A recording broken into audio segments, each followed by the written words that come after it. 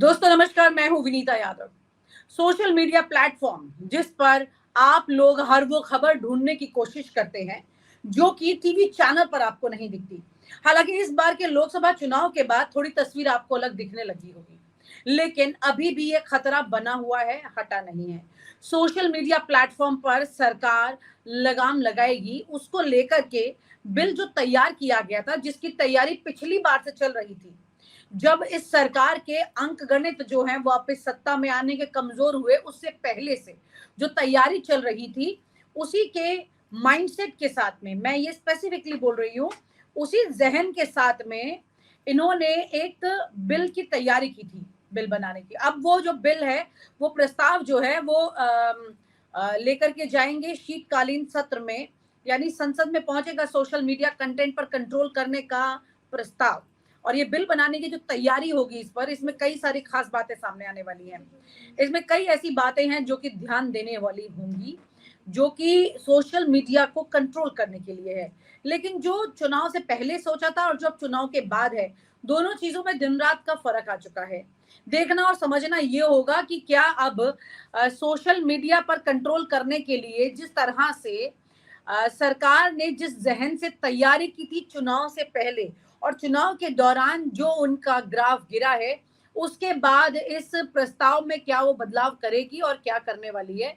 हम बात वाहिद जी जुड़ गए हैं, 4 टीवी मैनेजिंग एडिटर, और इस वाहिद जी से ही समझेंगे कि किस तरह से अब इस पूरे मामले पर सरकार का क्या क्या पक्ष रहने वाला है। खास तौर से जब हम बात कर रहे हैं उस बिल की, जो कि अभी तक इनके माइंडसेट के हिसाब से देखा जाए वाहिद भाई, तो वो ये करने वाले थे कि कैसे कंट्रोल किया जाएगा चुनाव के बाद। क्योंकि पिछले 2 चुनाव के मुताबिक उन्होंने सोचा था कि सब कुछ और बेहतर होने वाला है, 400 पार होने वाला है, 400 पार नहीं हुआ, लेकिन वो प्रस्ताव तैयार है। अब वो प्रस्ताव शीतकालीन सत्र में जाएगा संसद में। उससे पहले तो पहले ही जया बच्चन के और धनखड़ जी के बीच में कल जो वाद विवाद हुआ है, उसको लेकर के विपक्ष वैसे ही महाभियोग की तैयारी कर रहा है। तो अब ये सरकार पहले इतनी चीजों से घिरी हुई है। हमें याद है पिछले वाले सेशन में सरकार के कितने लोगों को निष्कासित किया गया था, सांसदों को, लेकिन इस बार बीजेपी खुद संसद में घिरी हुई है इस बार। तो ये 240 का आंकड़ा इनके लिए बार बार भारी पड़ता जा रहा है। अब यहाँ पर सरकार, हम जैसे मीडिया चैनल जो चला रहे हैं सोशल मीडिया के, उन पर कितना कंट्रोल कर पाएगी और ये कितना जायज होने वाला है। Over to you sir. देखिए, अगर हम भारत में मीडिया की आज़ादी को वर्ल्ड इंडेक्स में देखते हैं, तो हम लोग बहुत नीचे के पायदान पर खड़े हैं। हमारा नंबर मतलब अगर आप देखें तो पाकिस्तान से भी नीचे आता है, अगर हम वर्ल्ड मीडिया की आज़ादी के इंडेक्स में चेक करते हैं। पहले ही आज़ादी कम है। दूसरी बात ये है कि ये जो लाना था बिल, जो चीज़ें, जिन लफ्ज़ों का इस्तेमाल पहले से ही 69A और आपका 19 बी 19/1 19/2, इन सारे धाराओं में इसको कर दिया गया है। जो एक कानून बनाया गया था, एक 1995 का है, दूसरा आपका 2000 का एक है और 2021 का एक है। ये सारे अमेंडमेंट जो हैं वो सोशल मीडिया के भी हैं और इसमें मीडिया चैनल्स भी शामिल हैं। इसमें अगर हम देखते हैं फ्रीडम ऑफ स्पीच को लेकर विनीता जी, तो सूरत हाल ये है कि पहले से ही इतने प्रावधान हैं कि उन पर उससे आगे कुछ लाने की इसलिए आवश्यकता नहीं है। कि मैं आपको थोड़ा सा गिनवा देता हूं कि क्या प्रावधान है और फिर उस पर देश में अमल कितना हो रहा है, ये भी आप देख लीजिएगा।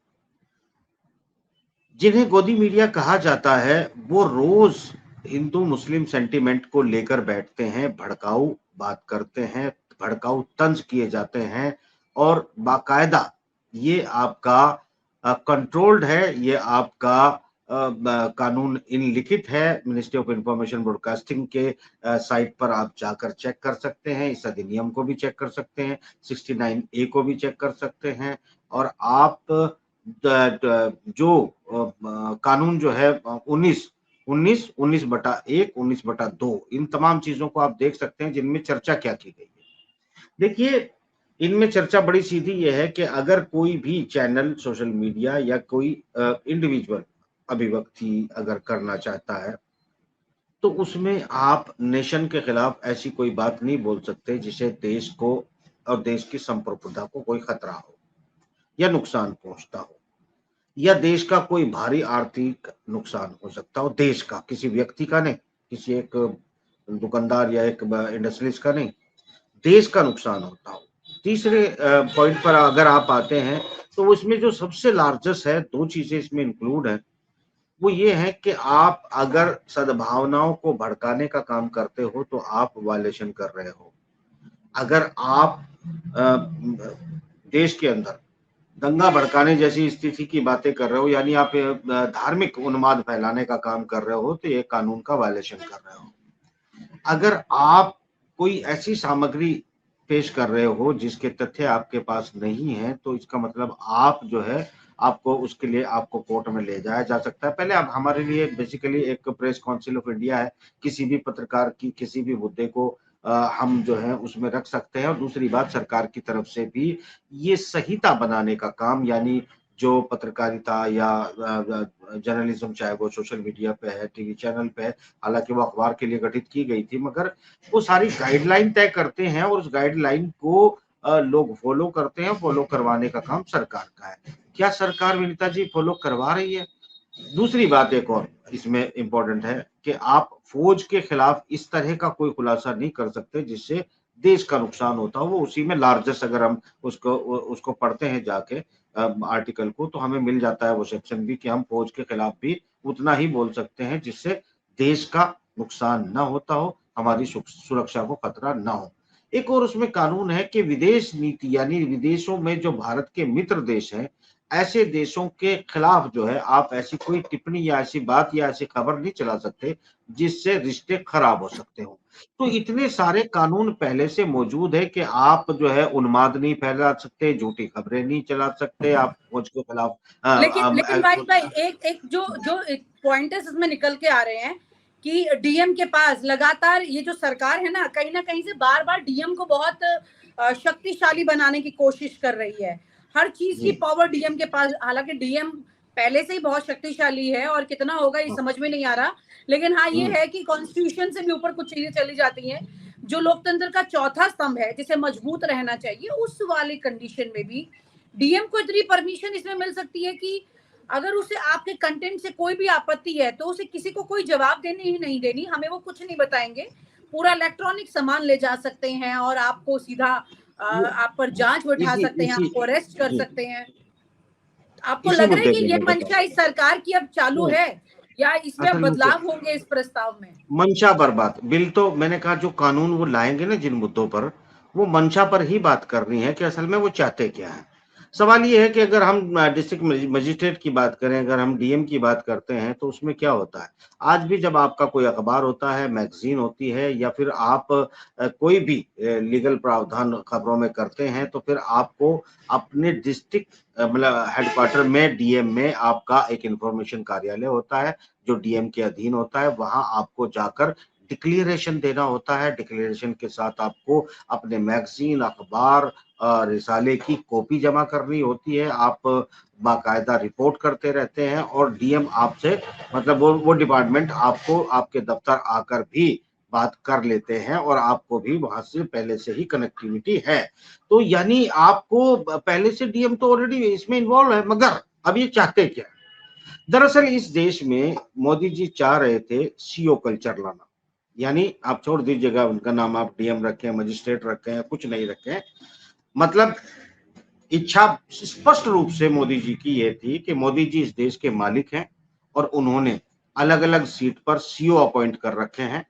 जो न कोर्ट की जरूरत आपको है, ना आपको इंसाफ की कोई जरूरत है। इंसाफ कैसे कहते हैं आप भूल जाइए, डीएम आपके मुकद्दर का फैसला करेगा। यही तो वक्फ बोर्ड के बिल में आ रहा है, डीएम जो है वो फैसला कर देगा। यानी जो आपका एक जो प्रॉपर्टी का एक पूरा विधान यहाँ पर मौजूद है, और मेरे ख्याल से अगर आप देखेंगे कि तमाम अदालतें और तमाम तहसील जो है उसमें सबसे ज्यादा अगर कोई काम होता है तो प्रॉपर्टी को लेकर ही होता है, चाहे वो लेन देन हो, खरीद फरोख्त हो, डिस्प्यूट हो। ये वो देश है जहां पर दो खेतों के बीच में जब एक मैंड जिसे कहते हैं वो जाती है और उस मैंड में से कोई आधा इंची डिस्कनेक्ट कर लेता है तो वहां गांव के गांव आपस में भिड़ जाते हैं। यहाँ पूरी की पूरी जमीन हड़पने के लिए, यानी कि आप एक सीओ अपॉइंट करना चाहते हैं वक्फ बोर्ड बिल में कि डीएम तुम्हारा फैसले कर देगा। यही बिजली विभाग में किया है। आप देखिएगा ना कि अडानी जी की और अंबानी जी की बिजली है, हर जगह पर पुलिस थाना एक बना दिया है, बिजली थाना। बिजली थाना किसके लिए काम कर रहा है? एक प्राइवेट कंपनी के लिए काम कर रहा है। वो आपकी बिजली कितनी सप्लाई हो रही है ये नहीं देख रहा है। आपको टाइम पे बिजली मिल रही है, इसके निवारण के लिए उसके पास जाने की आपको जरूरत नहीं है। अगर आप किसी भी तरह से जब आपसे बिल वसूले जाएं, जब आपका जो है चाहे वो मीटर जैसा भी घूम रहा हो, और तब आप उसके जो एक प्राइवेट कंपनी का एम्प्लॉय है, अगर उस प्राइवेट कंपनी के एम्प्लॉय को आपको थ्रेट देने की जरूरत है तो पुलिस वाले, वो बिजली पुलिस वाले आपके घर पे आते हैं, रातों को छापे मारते हैं, आप पर बिल काट के चले जाते हैं, भ्रष्टाचार हो रहा है दुनिया भर का बिजली में लेके। तो ये जो प्राइवेटाइजेशन जो किया जा रहा है ना, दरअसल ये सिक्योरिटी सिस्टम का प्राइवेटाइजेशन कर चल रहा था, जिसमें डीएम होता, एक सीओ वो इनका होता, वो जैसे हमारे मुकद्दर के, अच्छा आपने सोशल मीडिया पे ही लिखा अंदर आ जाओ, आपका सामान उठा के लेके जाएंगे, वो अलग बात है, इंडिविजुअल आदमी को भी उठाया जा सकता है, उसके सिस्टम जब्त किए जा सकते हैं। यानी सरकार के, क्या हम लोग योगंडा में रह रहे हैं? क्या हम लोग रवांडा रेडियो बनने वाले हैं? क्या हम लोग जो है आपको पता है ना रवांडा रेडियो के साथ क्या हुआ था? वो सरकार का इतना बड़ा प्रोपोगंडा मीडिया था कि लोगों ने तंग आकर अपनी बिल्डिंगों से अपने रेडियो, अपने टेलीविजन फोड़े थे, सड़कों पे फेंके थे। वो तंग आ चुके थे, क्योंकि जो जो कानून ऑलरेडी मोदी जी ने के पास मौजूद है, मोदी जी ने नहीं बनाया है, वो कानून मौजूद है कि आप तो धार्मिक इसी उन्माद नहीं तरह की फैला सकते। तस्वीर क्या दिख सकती है? आपको लगता है कि ये तस्वीर यहाँ पर हो सकती है? क्योंकि अभी तो यहाँ पर देख, जो सत्ता में बदलाव थोड़े बहुत हुए हैं, और हाँ, जो हार जीता वो हार गया, जो हारा वो जीत गया वाली तस्वीर बनी है तब से। आपको अब लगता है कि बिल्कुल यहाँ पर मीडिया के लिए, क्योंकि अभी तो ऑलरेडी सरकार को हर बात पर बैकफुट पर जाना पड़ रहा है। अभी जब वो यहाँ पर चर्चा करने जा रहे थे वक्फ बोर्ड की, उसमें वो बैकफुट पर चले गए। सोशल मीडिया कंटेंट प्रस्ताव को लेकर के भी, इस बिल को लेकर के भी वो मतलब डेफिनेटली बैकफुट पर जाएंगे, क्योंकि इस जी। मामले पर विपक्ष को हम्म, सबसे ज्यादा आवाज सोशल मीडिया ने दी है। और विपक्ष तो इसे पूरी तरह सिक्योर करेगा। जब राहुल गांधी ने संसद में बैठने वाले पत्रकारों के शीशे के डब्बे में बैठने की बात को लेकर पिंजरे में कैद करने की बात कह दी, और बिरला ने तुरंत उस पर, ओम बिरला जी ने तुरंत उस पर बैकफुट पर वो आए और उन्होंने इस फैसले को कैंसिल कर दिया। और उसके बाद प्रेस वालों के लिए 2 कैंटीन का इंतजाम कर दिया खुश करने के लिए। यानी कि अभी आपको लग रहा है कि जो सोशल मीडिया कंटेंट कंट्रोल करने का प्रस्ताव है, वो एग्जैक्टली वैसे जा सकता है जैसे कि जाना चाहिए वो था अभी तक, इनके जहन अभी के अगर हिसाब से। अगर अगर विनीता जी पिछली सरकार होती या पिछले बहुमत के साथ होती तो आपसे पूछा नहीं जाता, इस बिल को अभी तक ला के पास भी कर दिया गया होता, इस पे चर्चा भी नहीं की गई होती। जी और अभी बिल्कुल, तक हम लोग जो अब चर्चा कर रहे हैं, हम डीएम के कार्यालय से परमिशन पहले लेके ही आते सेशन में ही कि हो डीएम जाता। साहब हम क्या ये शब्द बोल सकते हैं? तो मतलब ये अब तो डीएम हमको अभी लिख आप के और मैं देते जो कि आप खुलकर बोल सकते हैं। आजादी से बोल रहे हैं, ये इस बार विपक्ष की कंट्रोल की बात है, तो हमें भी जी थोड़ी जी, सी मैं स्पेस मिल गई है एक इसमें। बात विनीता जी इसमें और जोड़ दूं, मंशा पे जो क्लियर करती है, बेसिकली सिर्फ विरोध करना हमारा मकसद नहीं है। हमारा जी मकसद है बिल्कुल। सरकार की मंशा को बताना। सरकार की मंशा अगर फेक नैरेटिव और जो कानून ऑलरेडी प्रावधान मौजूद हैं जिन्हें सरकार नहीं हटा रही है, यानी उन्हीं के नाम पर जो है नए कानून के तहत अधिकार दे रही है डीएम को और पुलिस को कि वो हम पर आकर हमला करें। वो किस किस कानून, उसमें सबसे बड़ा मैटर क्या है कि आप धार्मिक उन्माद नहीं फैला सकते, दंगे फैलाने का खतरा पैदा नहीं कर सकते। और पिछले 10 साल से गोदी मीडिया, वो सीधी बात है, मोदी जी का समर्थक मीडिया रोजाना एक तरफ हिंदू जो है वो धर्म लांबियों को बिठा लेते हैं, दूसरी तरफ मुसलमान धर्म लांबियों जी को बिठा लेते हैं, और सुबह से शाम तक सिर्फ हिंदू मुस्लिम और धार्मिक उन्माद और भड़काऊ काम के अलावा कुछ नहीं करते। इनके तो खानदान को भी जेल में होना चाहिए था। जो कानून अब है उसके तहत, जो कानून अब है जी विनीता जी बिल्कुल। उसके तहत की बात कर रहा हूं। तो सवाल ये नहीं था कि इनको कुछ रोकना था, कुछ नहीं रोकना था। इनको उनको रोकना था जो सत्ता से सवाल पूछते हैं, इनको उनको रोकना था जो इनको ठीक है, भगवान मानने से इनकार करते हैं, ठीक है भाई वो जी, ये यहाँ पर उनको एक उनको सीधी सी रोकना था बात है। जो इनको सत्ता की हकीकत बताते हैं। हाँ, सीधी सी बात है। अभी कुछ दिन पहले चिराग पासवान ने पार्लियामेंट में कहा था कि आप एक उंगली आगे उठाएंगे तो बाकी आपकी तरफ भी उठती हैं। तो आएंगी। यहाँ पर सोशल मीडिया कंटेंट पर कंट्रोल करने की बात मोदी सरकार अगर करती है तो वाकई में 4 उंगलियां उन पर खुद उठती हैं। ये बात है। बहुत बहुत शुक्रिया वाहिद भाई, thank you so much for joining today. और आप हमसे जुड़े रहने के लिए सब्सक्राइब करें YouTube पर, फॉलो करें Twitter पर और लाइक करें Facebook पर। और ज्यादा जानकारी के लिए आपको टाइप करना होगा सिर्फ न्यूज नशा।